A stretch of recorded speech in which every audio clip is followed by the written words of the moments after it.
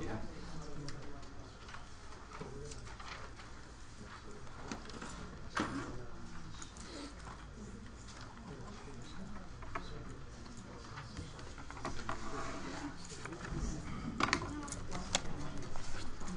All right, it's 7 o'clock, 6:09, close enough. We're going to call to order our regular meeting. And we'll begin, Vicki, by roll call, please. Sean Barnes. Here. Nina Fontana. Here. Vicki Hernan-Favor. Here. Mary Hess. Here. Tom Mattia. Here. Victoria Newport. Here. Tracy Williams. Here. All right, I've asked one of our students, Jared Sykes. Jared, he can come forward. He's 7th grader at Huntley Middle School. He's going to lead us in the Pledge of Allegiance. Jared, come on forward. Allegiance to the flag of the United States of America and to the republic for which it stands, one nation, under God, indivisible, with liberty and justice for all. Thank you, Jared.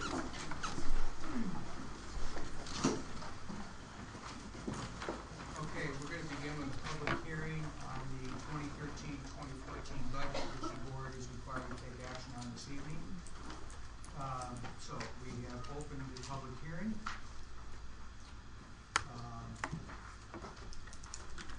Are there any cards or comments on the budget? There are not. Seeing none. Seeing none, we're going to have a presentation of the budget. I think most people have seen this a couple of times, so we've shortened up the presentation a little bit with some of the key changes. Andrea? So tonight is the final adoption, and as you stated, this actually has been on display for 30 days. So now we move forward, and in front of you what we have is just an update of the changes since the August presentation. So on this page here, we'll let you know that we were in negotiations at the time when we were working on the tentative budget. Since then, we have finalized our teacher's contract, so we now have the dollars to put into our budget on the effect of that contract. We also, since September 4th actually, were notified of our new insurance premiums and the impact that will be on our budget. And then yet again, the state changed our general state aid. In August, we had the 89% proration. Now it's actually 88.7. And again, this could be a moving target, but at this time, this is the best that we know. So on the next page, actually, and I will draw your eye down to, in August, with all the information we had at that time, we were looking at a $2.7 million deficit, and we have delineated out all the factors that brought us to the 2.7. Since then, however, we have general state aid, which again was a downturn from what we originally had, an adjustment of the $692,000 positive. From that $692,000, they have now decreased that by $38,729. Then with our new negotiated agreement from the teacher's contract, that has saved us $752,000 from our original projection. And then the health insurance, we just received notification, as I stated in September, that we'll actually see a 4.5% decrease. So those were great pieces of information, and because those are the largest part of our budget, those factors now moved that deficit down to a $1.5 million deficit. So great news for us. So from here, this is just stating again what those differences are. I do want to draw your attention though to, I just told you we're sitting at a $1.5 million deficit. Had we received 100% funding of our general state aid money, that would have been an additional $1,568,000. So we would have had actually a balanced budget if all of these things were aligned. Isn't that amazing? But that is not the case. So we move forward, and all these pieces we're not going to go through. We seen the pie charts many times before. So if we skip to page 9, here is what the result of all of this then will do to our revenues and our expenditures. So again, on this one, we actually included construction grant dollars. And the significance of this right now is because at the last meeting or so, or maybe a couple meetings ago, you had approved the expenditure for our smart board purchase out of that state construction money. So that purchase is actually up in the education fund, so the expense comes out of there. And so with the construction grant dollars, then it's a $2 million deficit. But again, this gets a little muddled as we walk through there. The numbers still stay the same, but because that money wasn't coming out of operating money, we're using this construction grant dollars. Now you see a clearer picture as such moving forward. Below the line, though, I do want to draw your attention to the non-operating funds. The debt service fund, you'll take a look at, we have a deficit of $27,000. And that we will discuss as we move further and get into the tax levy portion, which comes in October and November. That is because of sequestration. When the federal government put sequestration in, we have bonds sitting out there that are Build America bonds, of which they refund us back some of our interest. Due to sequestration, they lowered that refunding, which left us $27,000 short in that fund. Now we have enough fund balance. You'll see the fund balance is $700,000 to draw from there. But nonetheless, I want to make certain you understand the impact of that sequestration. Then if you look at the capital projects, there's $811,000 of a deficit there, and that's because we have spent, again, this is some of that construction grant money on Malta and Littlejohn. We also did renovations for secured entryways at Jefferson and Lincoln. However, those two buildings came out of that construction grant dollars. So just so that you see the big picture of those funds. And then life safety funds, again, are a restricted fund. And that, Tammy, we have isolated and restricted money there to use for roof repair and replacement. Okay, so then moving forward, on here again, this is just so you can see all the money that has been spent solely on construction grant dollars. So we've received $21,156,874, and to date we have spent $1,339,000. So you'll see this just so that there is a clear accounting of how much money we're actually drawing down due to projects or other additional expenditures. Then the next slide, again, just draws for each of the funds where we are with our beginning fund balances, plus and minus our revenues and expenditures. That $1.5 million, again, we're excluding the construction grant money, but we always take a look at this just to gauge ourselves. Had we not received that construction grant money, whenever you pass a deficit budget, which in operating funds, that $1.5 million, in order to not have to submit to the state a deficit spending plan, we would need to have 3 times that amount in fund balance. So we're safe right now because minimally we would have had to have $4.6 million, and as you can see, we have $6.879 million. Now again, we equate that back to our fund balance policy is that fund balance should be between 15 and 25%. However, without the construction grant money, we are below what that policy would be, because that policy would mean that we needed $10.6 million on the light side for the 15%, and on 25% we need $17.7 million. So we're actually using that construction money just to hold the fund balance. Okay, so when we look at the next slide, this is the pictorial view of what you just saw with fund balances history of where we are and then projected moving forward. The $8.4 million fund balance projected for the 2013 fiscal year, which is almost a $2.4 million deficit. Once our audit is completed, and that's end of October, early November, that number will be a more solid number when all the accruals get folded in there. And then you'll see the $1.5 million projected deficit moving forward, leaving us with the $6.8 million deficit. But then moving forward with the construction grant dollars, we see a different picture. On the bottom, again, oh, I'm sorry. Just for clarification for everyone, I believe you just said a $6.8 million deficit, and in reality, that's a fund balance. So, I'm sorry. no, that's all right. Yes. It does get. Yeah. The pictorial view, the important piece of this, why we like to look at this more in a chart fashion, is when you see the blue and the red representing revenues and expenditures, at least you could see the history. We like to see, of course, when that blue bar is greater, meaning the revenues are higher than our expenditures. But when you take a look at the line across the bar, that is our fund balance.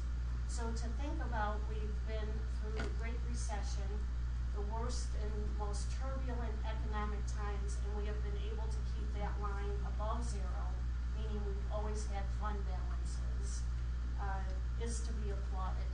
And I truly mean that. I know it's been a lot of hard work from the board to keep things in balance or minimizing those impacts of those deficits. But that's a great thing to see moving forward, and it's just how to mitigate the impact from moving down rapidly and at least being able to hold that line moving forward.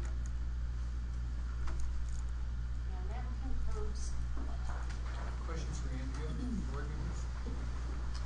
I know we talked about this. How firm do you feel on the insurance quote? Is that? Yes, and I asked Renee because I said we're about to do our budget, and am I safe putting that in the budget? And she said we are, that she received the numbers from Blue Cross, and we had such great claims, which is a very good thing. That's what really turned the dial on us. So that alone, that insurance piece alone saved us Great about. non-claims. Right, yes, great non-claims, which turns you in a positive way. Gives us that $500,000 benefit. Just for the board, new board members, I mean, last year in November, we had to vote on that contract. It was quite a surprise because it was like $500,000 to $600,000 hit Right. towards us. The pendulum definitely swung in the other direction, and we took a bigger hit than we had anticipated. Any questions? Thank you, you're great for. And then later in the meeting, you'll actually take a vote on approving the budget. All right, public participation and recognition. The first item, we talked about this at the last meeting, but we are honored with the presence of the donor this evening. But we want to take formal action that the Board of Education accept with gratitude the donation of $1,000 to Gwendolyn Brooks Elementary School for the next 5 years from Chris Brady to be used for items of greatest need. Do I hear a motion? So moved. Do I hear a second? All in favor, say aye. Aye. On behalf of the board, Chris, would you please come forward? I think this is a wonderful gesture, and one that obviously we don't receive very often from a teacher that just retired. So not that our teachers aren't generous and philanthropic, I didn't mean that. But I mean that, especially after what they provided us this past year in the contract. But last May we celebrated Chris's retirement after 25 years of teaching in elementary school, and most recently at Gwendolyn Brooks. And I just want to say publicly, again, thank you very much. Please join me, everyone.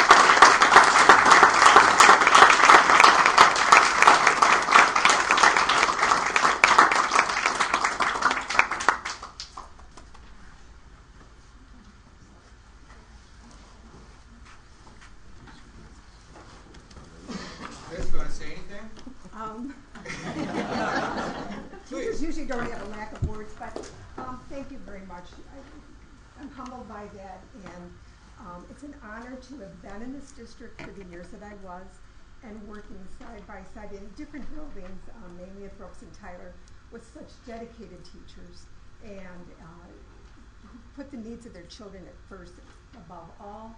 They help support them through parent communication. The building works as a community, and Brooks, like all, continue to do that. So it's my hope that this can help support any needs that parents would require, anything teachers require, the building community, just to make sure that that child has a successful experience in school. So, thank you. Thank you. Thank you. so much.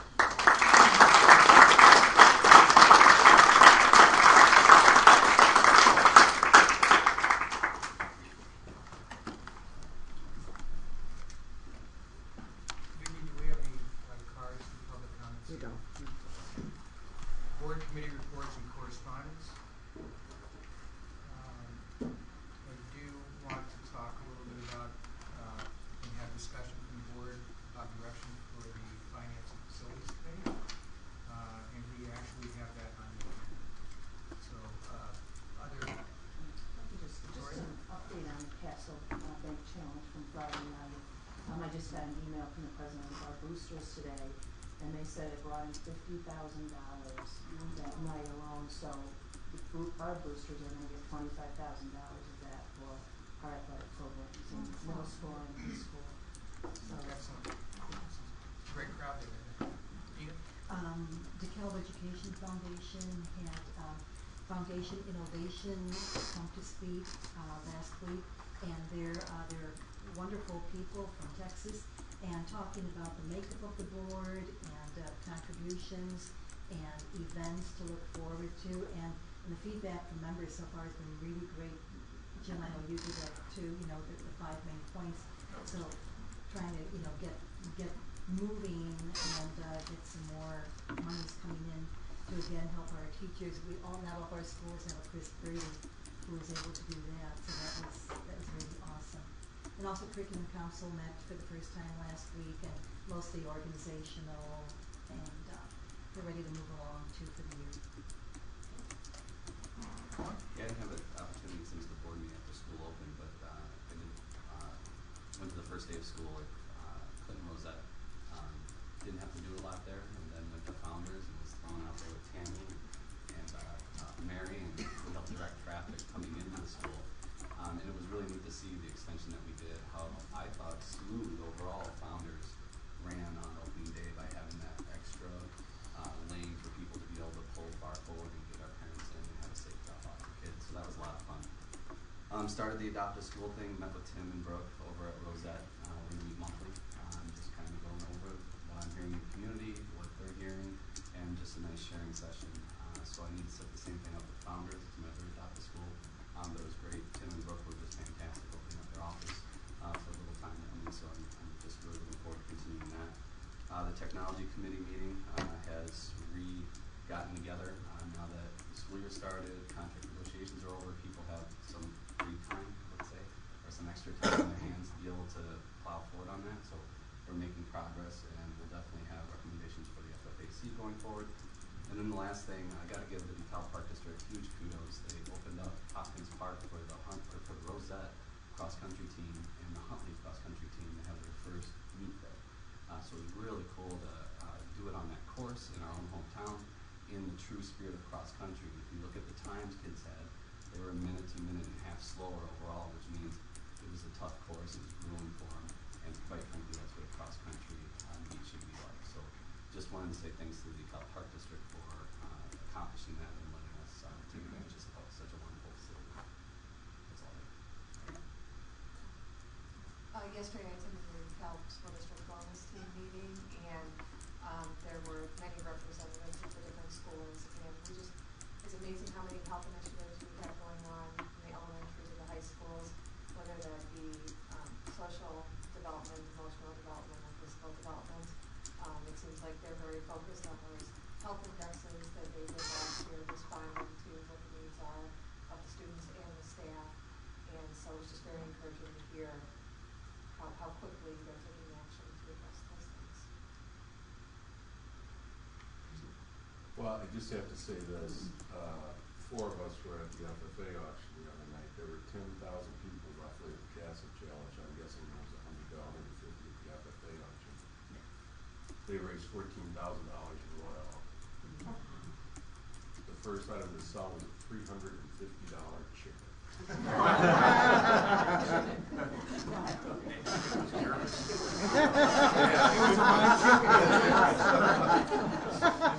And I witnessed the sale of the highest priced neon sign in the history of man. I think they sold a neon sign for $3,000. And who helped out? Well, I came dangerously close to writing that check. And the farmers are spoiled on $7 corn. I mean, it goes part and parcel with the support of the community. That's what I dealt with in a short period of time, in a small group. We should point out that some of that goes directly back to the kids, and some of it stays in a fund for scholarships for FFA students who need help getting to conventions or participating in FFA kind of programs. So it's not all just. No, that's, thank you. It's a great turn. It's a great turn. Gina? And one more thing, Jim and I went to Tyler School, and Walmart has again adopted this school, and this year they adopted Tyler, and they really kept a good secret. The teachers had no idea what was going on, and Walmart came in, they brought donuts, and they gave away $20, $50 gift cards to staff there. They just picked their names, and it was exciting, and teachers were so thrilled. Oh, what a way to start the weekend. And they were very, very happy. It was a lot of fun. Last thing, forgot something when Mary brought up just helping initiatives in the community. The hospital is really leading the charge in trying to connect all the pathways in the community. And the name of the group escapes me right now, but Pioneering thank you. Yeah, North Central Cyclery was out showing huge support, and they took a lot of us on a bike ride through the paths. It was great because Mayor Ray was there, Bill Finnegan is an alderman, I was there as a school board member. There were community members there to really get a first-hand take of what kind of trails we have in the community and how we can enhance it and make it a safer environment to get more people out walking, riding, and running within our community. Just as for public information, there is a DHS profile also in this section in the board docs, if you want to see that. It gives you all the information about the high school and the profile. Great information there. So, next we move on to presentations. And we have a couple, and also I'm going to move the FFAC from the finance. I'm going to move that up to the presentation for Kathy's purposes, in case she doesn't want to stay for the entire meeting. I'm going to move that up to have discussion after Solid my drive. I have the privilege of introducing a young lady who I've known for a very, very long time. I think 2 or 3 of my daughters babysat you for many, many years. And so we have a presentation from Ms. Samantha Sykes. Sam?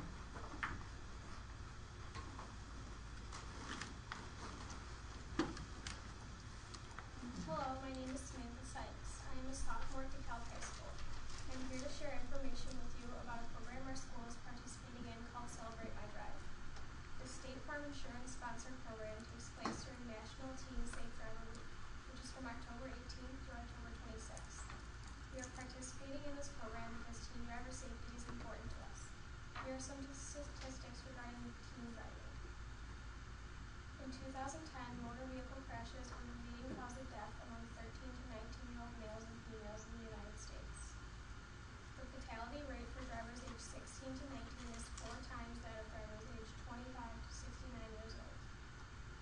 In their first year on the road, teens are almost 10 times more likely to be in a crash.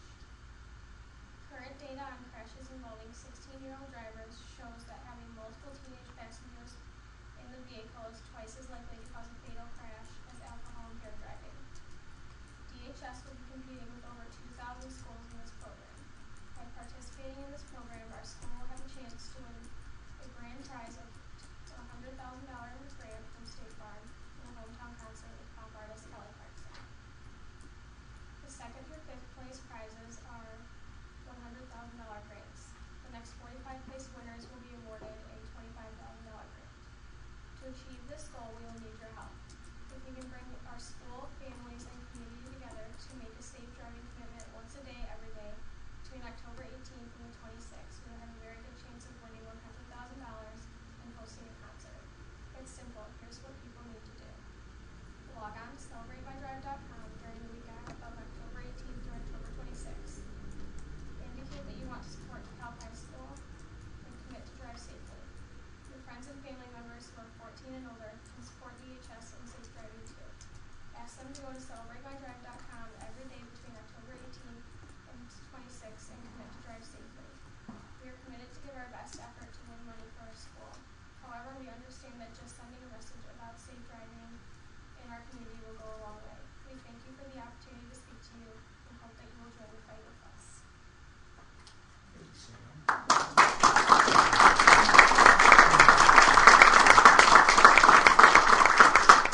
Sam, before you sit down, a couple questions.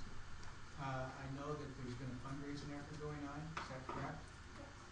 And you raised approximately $3,000? I could probably Yeah. answer that question a little better. Mark is from our driver's ed department. This all came about, Patricia Maxwell contacted Taylor Roper about this Celebrate My Drive, and so through communication, we decided that this would be a great initiative for our school. And what we've done is we thought, well, we could just kind of go through the high school kids and try to get our kids to commit to being safe drivers. But then at one point we said, why not have Kelly Carson come to DeKalb? So we've taken a few steps further. We've had great support from our community, including the hospital, as well as our local car dealerships and banks and the DeKalb Elks. We've raised close to $4,000, which we're going to use for advertisement for Celebrate My Drive. You'll drive around town and see yard signs and posters. And we're going to give our kids t-shirts and wristbands, keychains, buttons, anything we can to spread the message to have our kids and our community members once a day through the 18th through the 26th commit to be a safe driver. And as Sam said, you just simply go online, which registration is now open, and go to celebratemydrive.com. I think everybody has a card here because Tricia hands them out to everybody in town. And say that you want to support DeKalb High School. And we don't know how many commitments it takes to win $100,000, but we're going to give it our best effort to make sure that we're one of those schools that does that. One of the things we've decided with Tamara is that when we win the money, we're going to divide that money proportionally amongst all of the schools in the district. We will give our elementary schools a certain portion, our middle schools a portion, and then the high school a portion. 10% of that winning must go towards teen safe driving, which we will use in the school through guest speakers, signage in our parking lot, whatever we can do to help our kids be safe drivers. So we're excited about the program. Tricia has done a ton of work, as well as other parents in the community, and our staff has really stepped up to the ball. But be prepared, right around October 1st is where we're going to go to the press, and maybe we have a little bit tonight. But we're going to get the word out. We're going to get stuff out on the streets, so you'll see a lot of signs about this, and hopefully you'll talk to your family members. And it doesn't just mean people here in DeKalb can support DeKalb High School, people in the United States as well as Canada that can participate.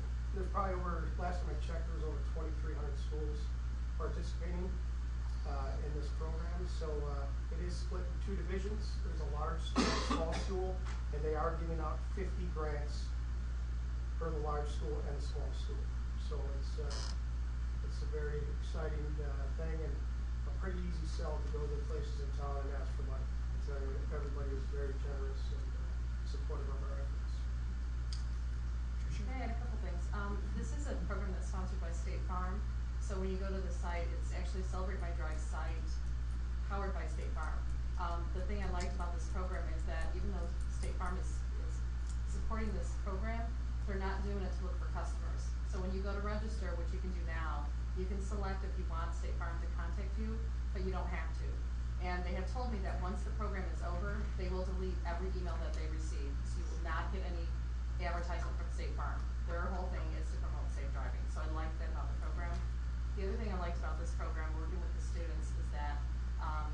Tish Hawkins from Huntley Middle School, her daughter is in the program, and her daughter told her it was really cool to be a part of this because she's working with students that she never would have talked to before, because we're taking kids from different groups, from athletics, from music, from computers, from all over, and they're learning to work together on something really important. So.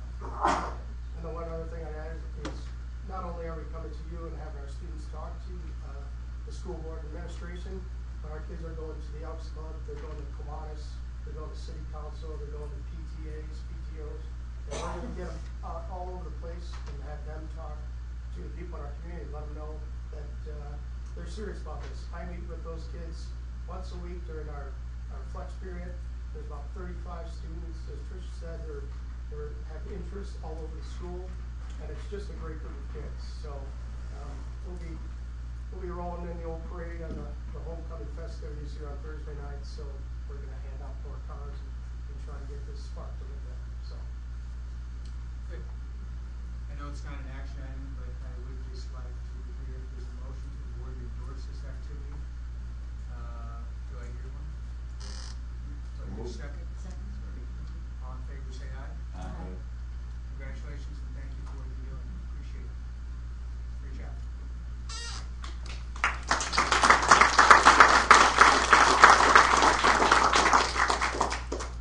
All right, as I mentioned, I'm going to move in the item that's under business and finance, item C, discussion for the board of new charges and initiatives for finance and facilities.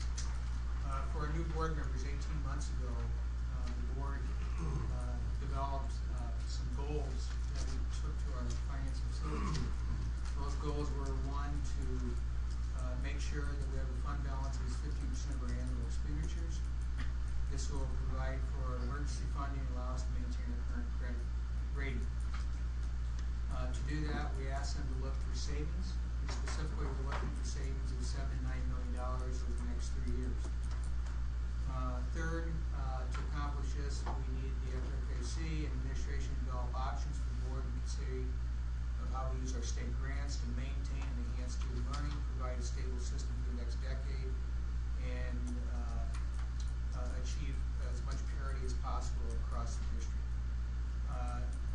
The Finance and Facilities Committee last year, led by Kathy Watkins, Kathy's the chairperson, she's here this evening, spent, as we celebrated last May, many hours on this, and they broke into various subcommittees. I know, Victoria, you were serving just as a citizen at that time on that, and Tracy, you were a board representative, and Michael Lord was as well, who left the board.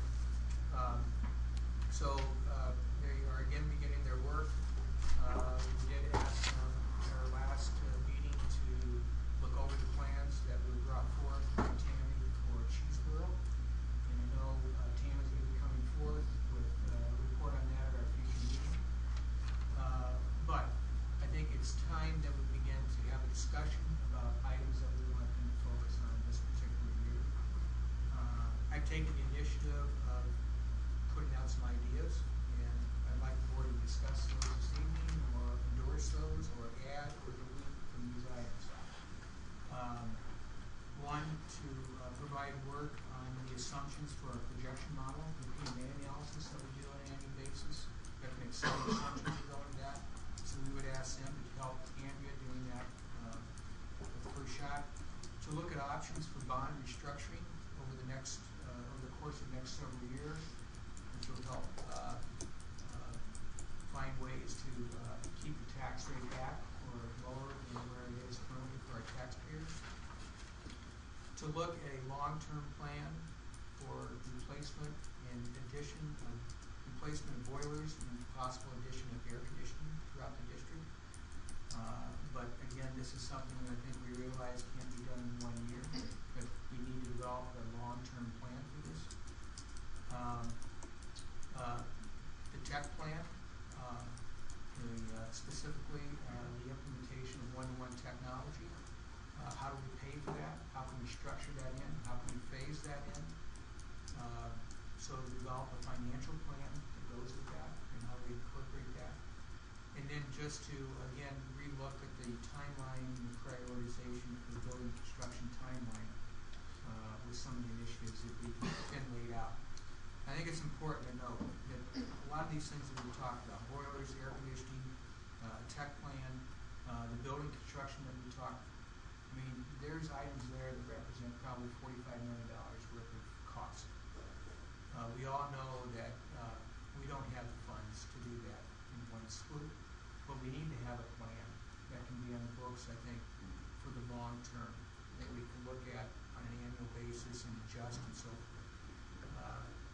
And I think this is a logical request for this group to begin to work on and help us foster something that the board can formally adopt and is there as kind of a blueprint for future boards and on an annual basis. So with that, I'm going to open it up for discussion. And I do need to give credit to Jim and Andrea and Tracy for adding and helping us fill in some of the things on this list. It's just not the time to okay? Discussion. I mean, from a technology perspective, I really want them to, I mean, look at we have $19 million left. To eventually get to the one-to-one, it's going to take a significant amount of dollars as an initial investment. So I want to see how that plays into with all the funds that are out there and when the priorities start being made, but then also the analysis on, okay, going forward, what is the replacement rate, what's the rotation rate, student fees, what do we need to do to make that feasible going forward, as well as options being started to talk about how can we eliminate some things that we're doing now currently, maybe with technology, paper, things like that, all the copiers, that might be a good way to help fund this. So I definitely want to see technology being discussed and what they see going forward for sure. I think we've identified the general cost, and now it's like, okay, how can we phase it in with what we have, prioritize funds and projects. Other input? Tracy? I think you have enough there. I mean, the work that they did before, I mean, there was tons of work put into these buildings and modeling out, what we do with the various buildings. There's that much or more work here going forward. So, I think that's a pretty complete list for now. It'd be all they can do. If they put that same method in, I know they will, into this round as they did the last round. That's a lot right there. Yeah, but they're rock stars. They can handle it. Kathy, I did want to ask you a question. I know there's been one or two members that maybe indicated that they would be going to be stepping off the committee. So we probably would like to maybe recruit a couple, 3 new members. Is that fair to say? Oh, definitely, and basically what Cindy and Andrea did was send out invitations to everyone that took part and said, we'd love to have you back, please let us know if you want to come back or not. And we'll see tomorrow, we're having our first meeting tomorrow night, and depending on who shows up, and I would expect we'd have to replace at least 2 or 3. And I think, I'm looking at all the board members here to help identify potential individuals that would be good resources for us, good community members that we could have. And any press as well. I remember, it must be going over a decade now, there was something in the paper about requesting citizens to join the finance committee. I saw that, and that was my first interest, and then it just kind of snowballed from there. So, yeah, as much as we can get out there. I think if people have interest, please inquire through Vicki at administration. Yeah. Great. You coming back, right, Karen? Yes, he is. Yeah. Well, I don't know. So moved. I think Jim is a good idea. No, Mary. And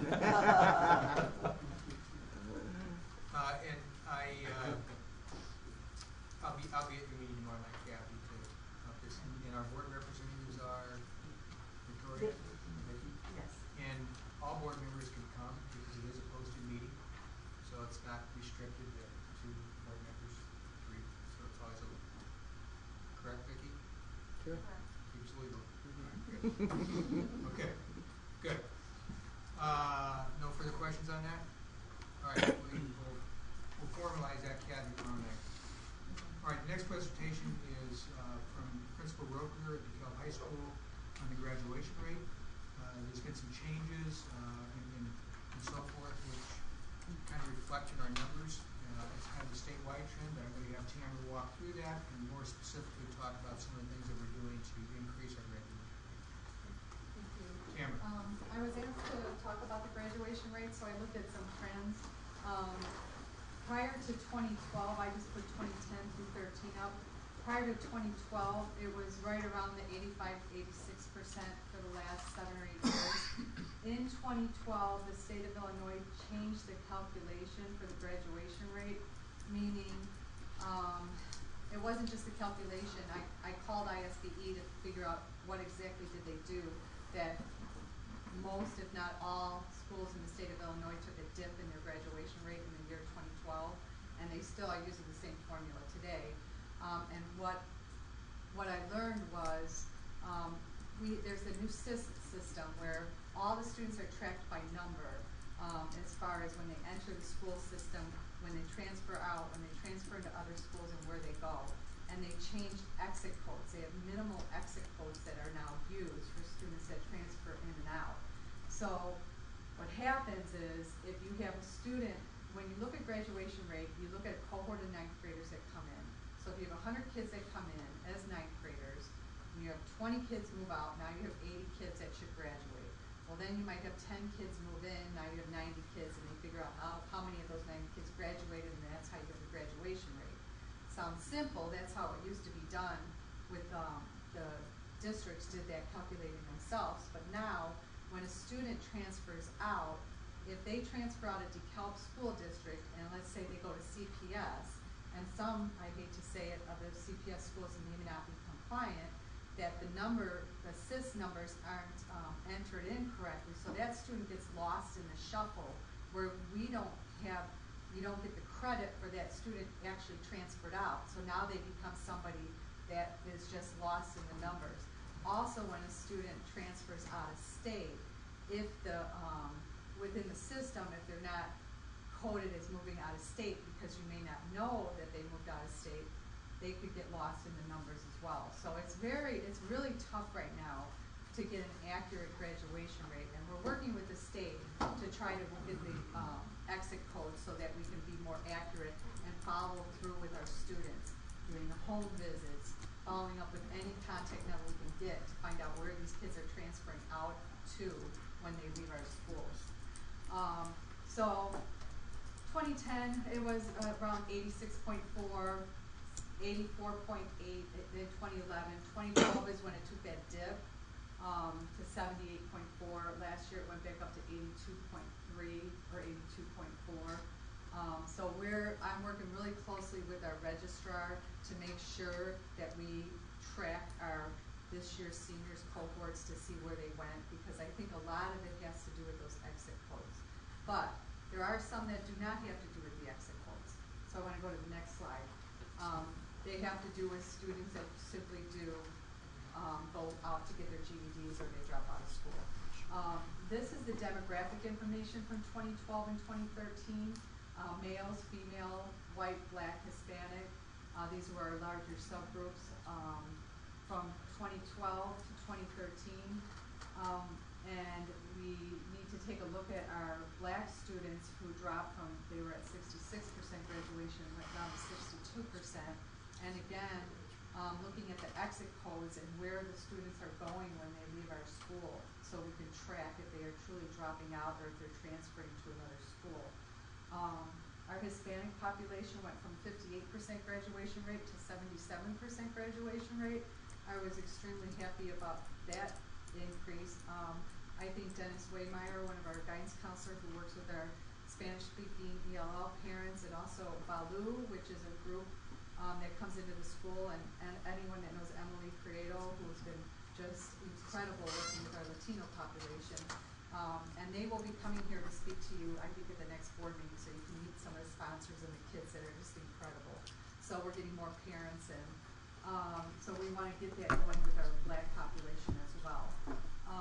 So if we go to the next slide, this is what I want to just share with you, some of the things we're doing, because we take it very much to heart if we see a student that leaves our school and they don't continue on to another school, because we feel responsible as educators that we need to figure out what we can do to prevent that. So I have a list here. The IPS meetings through SST. SST stands for, and Mary this is near and dear to her because it's student services and working with the social emotional. Our student service team is our social workers, psychologists, counselors, and deans. They work as a big unit, and that's the way they functioned over the last few years. Well, we re-evaluated and looked at some highly effective student service models, looking at Stevenson, at Schaumburg, at Addison Trails, and they break them down to smaller teams. So we have smaller teams. We have 2 counselors, a dean, and a social worker, which is a small team that deal with the same part of the alphabet, and they brainstorm every week to talk about their students and what is preventing them from being successful. And then the IPS is the individual problem solving, so they start to pull in teachers into that and just anybody that could support the students. So that's something that's new this year. Back on Track Week, that's something that the counselors do with the parents and students who have been reclassified or fall behind in credits. They get the parents and the students in and talk about what they need to do to get back on track. Increased care and contact for attendance, as you know, with our additional dean and tracking attendance more and working with that. Summer school and SOAR, Jenny's going to talk a little bit more about that. Satellite correspondence courses, this is when some students might use it to get ahead, but more often they use it if they have fallen behind in credits. And students fall behind in credits for a variety of reasons, and most of the time it's related to social emotional issues, whether it's something in their family going on, something going on socially, whatever it is. So satellite correspondence courses allow them to do some work at home and then come back and take the exams at school and get the credit for those classes. Extra help via Flex. I know we talked a lot about Flex last year. I am becoming more and more sold on Flex because even our 5 Essentials survey, there's a student portion of it about teachers wanting to help them, and that was actually one of the areas we scored high, and I think Flex might have something to do with that. Apex Credit Recovery is our computer-assisted program where students can work after school to catch up on credits through a computer-assisted program. And by the way, all these programs, we are making sure they're aligned to the Common Core standards. Jenny and I are working really closely with the Apex and the correspondence, and we're working with the BLT team to make sure that the curriculum is in line with our curriculum. So it's not like they're just given credits. Home visits, we do home visits. Sometimes they are productive, sometimes not so productive, but if we can get to the homes and find out where the kids aren't coming to school, our all placements, and our DHS 3.0, which is our after-school credit recovery located at DHS, which Jessica was instrumental in getting brought to the school rather than having them go to the after-school K&C. So if you want to know more about any of these programs, I'll be more than happy to bring people in that are intimately involved with them and like the SST or IPS, or if you ever want to come and visit the school and see what it looks like, I welcome you to work with the staff there. Does the ROE truancy program help do you consider that an intervention? Yeah, we have Apex through the regional office truancy program, so once a student hits a certain attendance number, they can be referred to the Apex, which is funded by the regional office. Well, there's some stuff going on with that right now. Ingenuity is a new program that they just are bringing on board. What we're doing to set success with Apex is bringing Ingenuity in and running Apex simultaneously to ensure that Ingenuity can do for our students what Apex has done. So we're using both for this year, then we're moving it to That's new this year. Just to add on to that, I think another thing is going to have a significant positive impact on the graduation rate is what you approved last year, the new structure in the math program at the high school that was recommended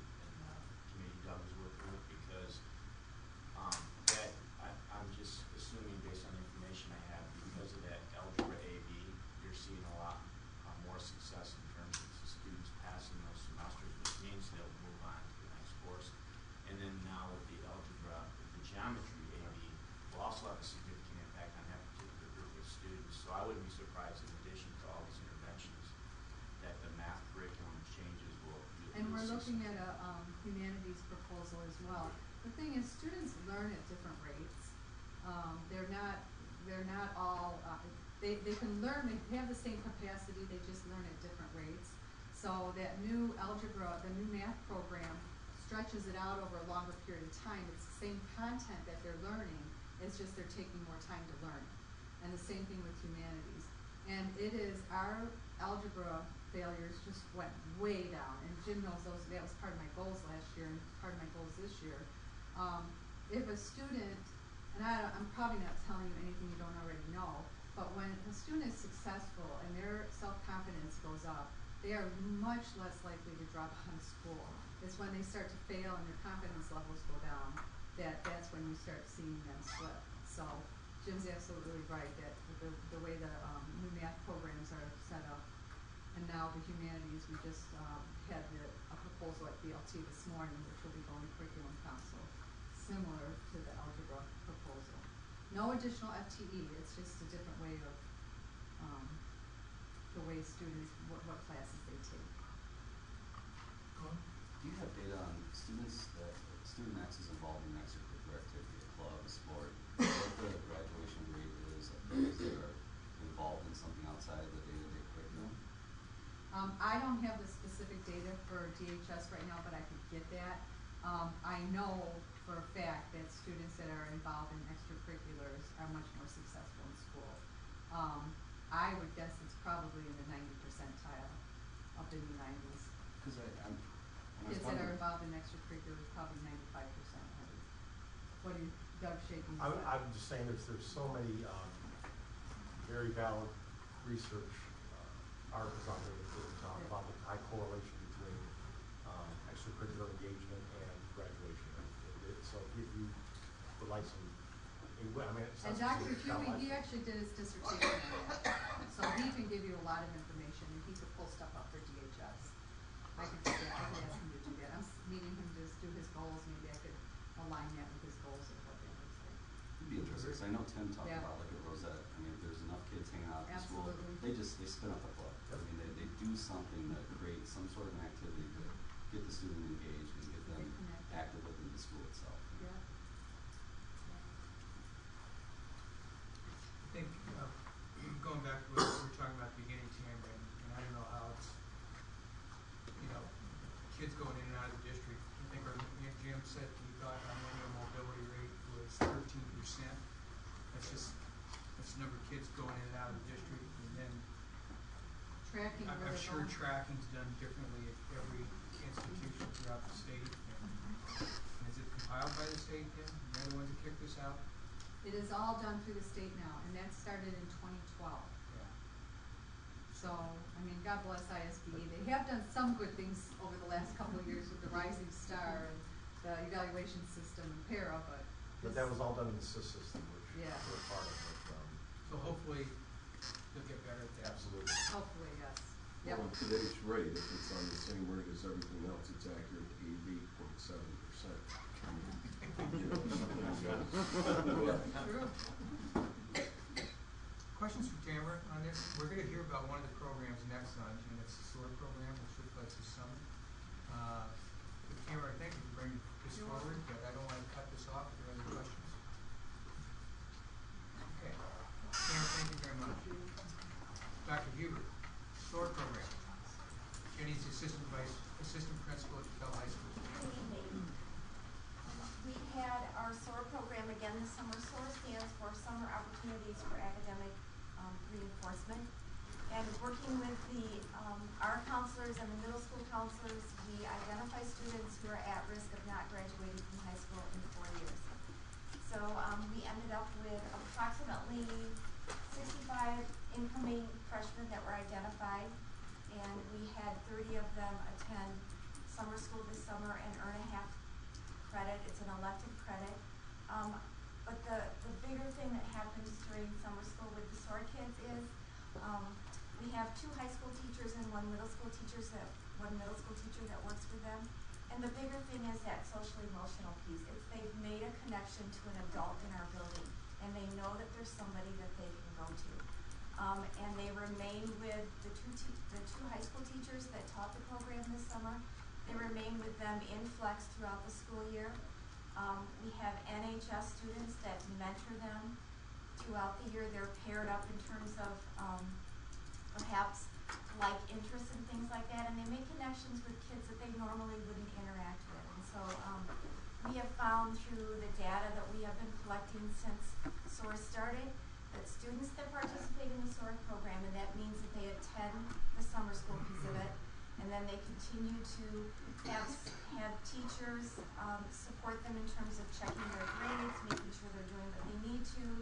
They have the NHS mentoring that they're receiving, that they earn twice as many credits in their freshman year as a student who was identified but did not participate in the SOAR program.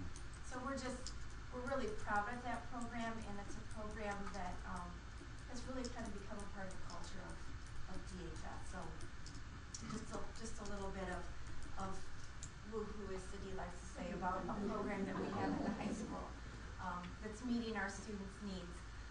Just in terms of summer school in general, we had 381 students who earned half a credit this year in summer school. And that's traditional summer school. That's not counting our 62 grad students who earned half a credit as well. And then Tamara spoke to things that we are putting in place, interventions that we have so that students do graduate. They may not graduate within that 4 years, but they are graduating. And so through APEX, which is the online credit recovery, we offered 3 different sessions this summer. We had 80 and a half credits, 80 half credits earned this summer through the APEX program. Because of that, we had 11 students earn their diploma. That's awesome. We had 48 half credits earned through Ombudsman. Ombudsman is an alternative placement that we have in the district. It again is a computer-based program that students can attend, and because of that, we had 5 additional students earn their diploma this summer through Ombudsman. So in terms of interventions that we have in place throughout the school year, and then again that are running throughout the summer as well to enable our students to get their diploma, we have some really wonderful things in place for our students. One of the other things about summer school this year, 81% of our teachers were district employees, and that's fabulous because that is protecting the integrity of the programs that we have. And so I was really happy to be able to have 81% of our teachers be district employees. And so I'm hopeful that the opportunity will arise again for next summer for us to be able to offer it. I've already received several phone calls from parents saying, do you know when summer school is going to be? And I said, we don't know exactly yet, but they really welcome the opportunity either to earn get ahead or to recover that credit. So, any questions? Andrew, when's that consideration come in front of the board?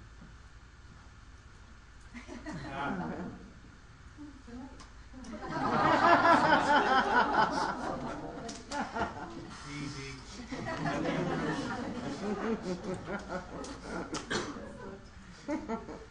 I think it's important to note, though, I mean, if my calculations are right, 25% of our students participate in this. And Ming, I know we talked about 3 years ago about looking at year-round school. This is, in a form, getting this thing. And to increase the number of kids participating, I think, and having parents who want their kids to participate is really good. So. Other board members? That's not an official vote for next year. Thank you, Judy. Tom, I think you got to pick it up. I'm a little concerned about Jared.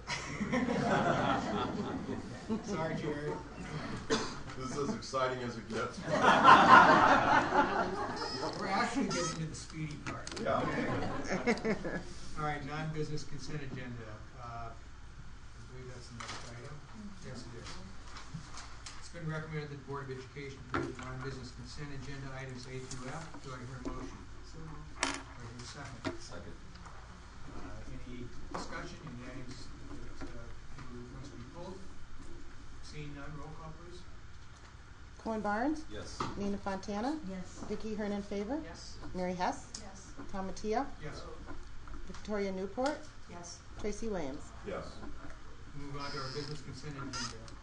It's been recommended that the Board of Education approve business consent agenda items A through C. Do I hear a motion? So moved. Do I hear a second? Second. Any discussion? Seeing none, roll call please. Nina Fontana, Yes. Vicky Hernan Favor, Yes. Mary Hess, Yes. Tom Mattia, Yes. Victoria Newport, Yes. Tracy Williams, Yes. Cohen Barnes. Yes. Motion passes. This is our favorite subject not to talk about. Business and finance, backup snow removal contract renewal. This is an information item. This comes to the board on an annual basis. Tammy. Last year we went out to bid for backup snow services. We actually handle all of our snow removal and salting in-house, thanks to the board approving in 2002 the purchase of additional equipment and adding additional staff members. And since that time, we actually, since 2010, have only used backup services for a small portion, and that was during that blizzard in February of 2011, if I remember correctly. Don't jinx us, Joe. No.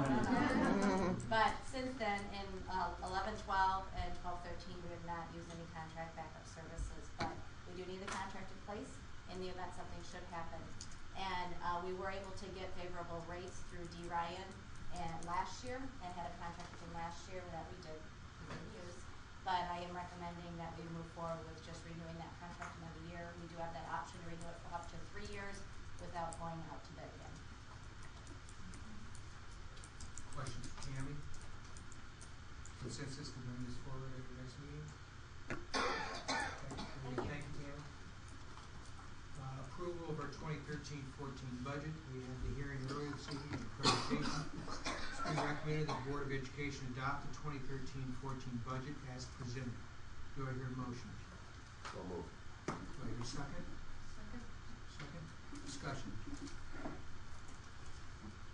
I'd just, if I could, I'd Yes. just like to say well done to everybody to have that down to a $1.5 million deficit in today's world is no small feat. So, well done, we'll keep working on the last pieces. And I think that, obviously, our contract is a big part of that, and we want to make sure we're appreciative to our teachers for doing that. That's a significant thing. And I think the thing about taking that chunk of funds out, including insurance, and that it usually just compounds. So over the length of this, over several years, I mean, $1 million in savings is huge for the district-wide finances for years down the road. We're talking about millions and millions of dollars of savings. So, anyway, seeing no discussion, can we have roll call, please?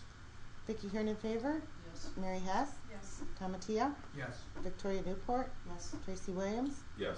Cohen Barnes, Yes. Nina Fontana. Yes. Motion passes, and I remind all board members we need to sign the document tonight to send it to the state. New business and administration. This is an action item, recommended revisions to school board policy, second reading, and possible approval. It's been recommended that the Board of Education hold a second reading, approval of the recommended revisions to school board policies from the Illinois Association of School Boards as attached. Do I hear a motion? So moved. Move, second. Second, do I hear discussion? Seeing none, roll call please. Mary Hess, Yes. Tom Mattia, Yes. Victoria Newport, Yes. Tracy Williams, Yes. Cohen Barnes, Yes. Nina Fontana, Yes. Vicky Hernan Favor. Yes. Motion passes.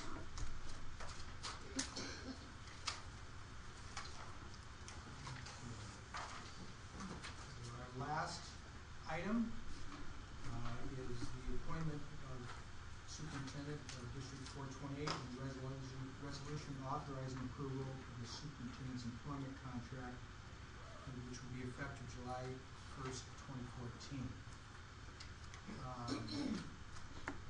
The resolution is in the document. I don't believe I need to read the resolution. But it's been recommended that the Board of Education approve the appointment of the superintendent of District Number 428 and adopt a resolution authorizing approval of the superintendent's employment contract. And this would be for Dr. Douglas Muller. Do I hear a motion? So moved. Do I hear a second? Second. Second.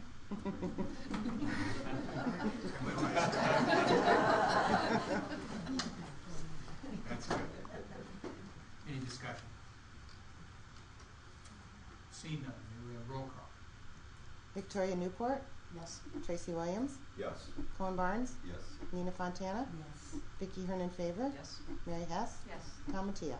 Yes. Motion passes. Congratulations, Dr. Muller.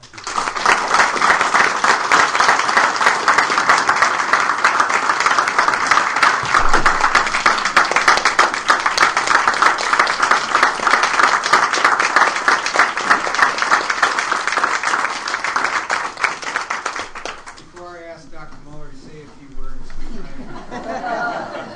I am going to ask him to say a few words. Jim, you're still employed till July 1st. And we have a long list of things for you to do. Good, I can say you did a good job here. And Doug, the work that you have done and are continuing to do on our curriculum is a key year for that, and we know that. But with that being said, the experience and the work that you've done at DeKalb High School and what you've done here at the Admin Center for the past year and a half, it's been very much noted by the board, appreciated, and it's with pleasure, I think, that we can promote somebody from within and to have the continuity of district policies and procedures, which Dr. Briscoe and the board and previous boards have put into action. We feel like we have a lot of momentum going in this district. The momentum's going in the right way, and this is just an affirmation of that. And with that, Doug, I'm going to ask you to make a few comments. Can I just say ditto? First of all, I'd like to thank the board. I'm very honored by this appointment. Also, given the support and confidence you have in my fidelity and abilities to move into this position, it's very humbling for me. So thank you for that. Secondly, I'd like to thank Dr. James Briscoe. Been a great boss. He's also been a phenomenal mentor to me. And Jim's afforded me the opportunity to meet a lot of leadership, get a lot of leadership experiences that I might otherwise not have had, which I think have really helped to prepare me for this move to fill his shoes. Thirdly, I can't tell you how much I was thinking back today about my first interview coming out here to DeKalb, and one of the first questions I was asked was, why do you want to come out to DeKalb? And I said, there's a sense of community here, and I'm not bashing Elgin School District where I came from, but that's 11 different municipalities, 42,000 students, I forget how many, tens of thousands of employees. But I truly not only felt there is a sense of community here, but I felt completely embraced by that community. And so I love being a part of this community and would like to continue to do so. Finally, I want to thank my wife, Christine, back there. Christine's been an educator for 33 years, and so she knows the sacrifices that and the time commitment that's required for people in this position. So we don't spend as much time together as we like, but she understands it's for the work, for the good of the children in our district. So thanks, honey. I love you for that. So once again, I thank you all very much. And yes. Doug, if you just would share maybe your educational background and your certificates that you received. Sure. I was my initial is my second career. Well, it's kind of the Marine Corps and everything. It's my third or fourth career. But I got into education after working 10, 11 years as a corporate actuary. I had a lot of experience both in finance and in finance and statistical analysis, which I know, especially in the current environment we're in, we're always talking about data-driven decision makings. So I've got a pretty strong skill set in terms of statistics as well. Covered once I got into administration, I enrolled in a PhD program at the University of Illinois. I was told right away it'd be a 6 to 8 year program. 4 years of coursework before you begin to think about your dissertation. Then it was also a 1 year internship for superintendency. U of I required, it was approximately $800, and you had to do 200 hours in finance, 150 hours in human resources, public policy, and then curriculum development. So it was a very comprehensive program. Completed that program with my superintendent certification, received my PhD from the University of Illinois. So again, that background coupled with my experience here in the district, and again, opportunities afforded to me by Dr. Bristow, I feel I'm in a pretty good position to move into this challenge. Thank you so much. Again, congratulations.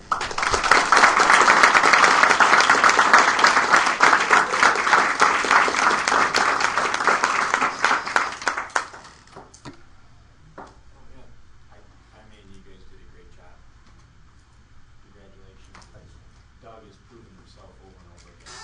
Talk about a natural, smooth transition. I'm excited about working with him, making this happen. That's a good way to close the meeting. Do you hear a motion? So moved. Do you hear a second? Second. All in favor, say aye. Aye. We are adjourned. Thank you.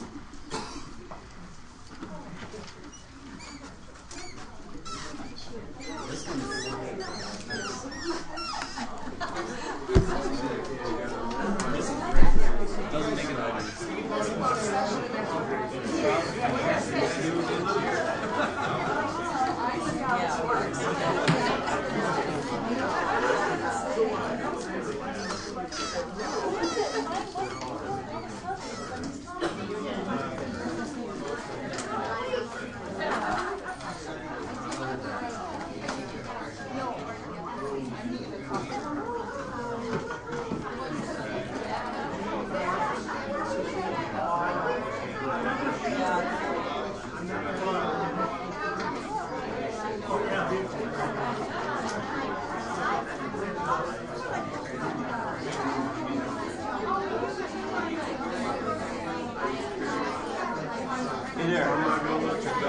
I'm not going to ride Jim's coattails.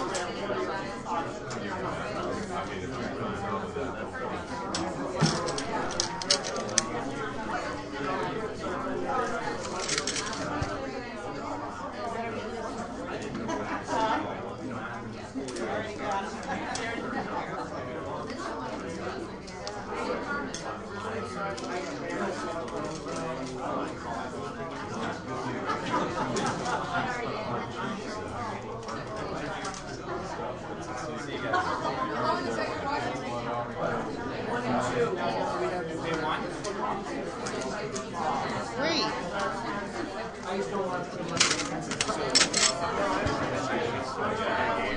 can't believe he's left at 17, 17. I don't know if I would have left. If you wouldn't have been here, I'd like to sell like that myself. Like that.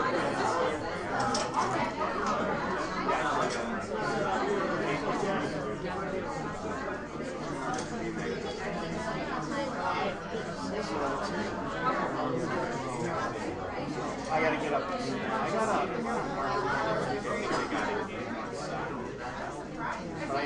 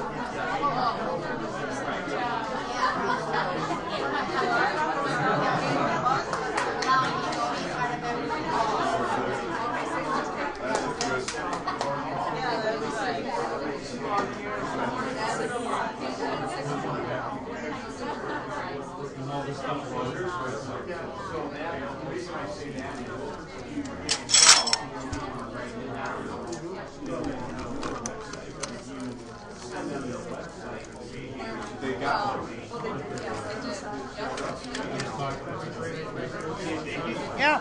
I told Mark that we would work with him to send an email out when he's ready. Sweet. To the entire community, to all the parents. And then To all the parents and stuff. Good idea. It's Good idea. 6,000 a parent. Oh, definitely. 12,000. We can put it up on Family Access too. Oh, that'd So be every wonderful. time they log in, they see it. And then we can set up amount of time to have it up. We'll work with you. Timing is critical though. Yes. I would recommend that we send it out. We don't like sending anything out during the daytime during school. People think it's an emergency. Do it on a Saturday morning at 10 or 11. And then people pay attention and they're not stressed. And if we do it the weekend before we're supposed to start voting, That would be the We best. could go out like a Sunday We could afternoon get before every- they need to start or something. Yeah, that weekend before, because we start on Friday the 18th. Send us what you want, so we send it that Friday morning, so we can have it programmed in. I'll get with Tricia. You know, she's been doing a lot of work. Happy to do Good. it. Thank you. Happy to do it.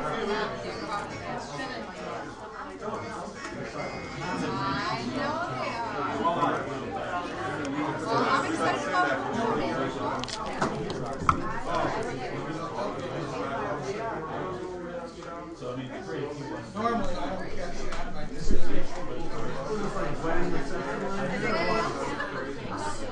Hello. How you doing? All right, how about you? Good. I noticed you got new nameplates or something? No, we got them like last year. Oh, really? Well, before when we got the new board. Okay. Well, they just look new to me. And then he made a really kind of more bold. And at first I went, wow, that's not really the outside diamond. It's actually better. Yeah. So when did that happen? So our time is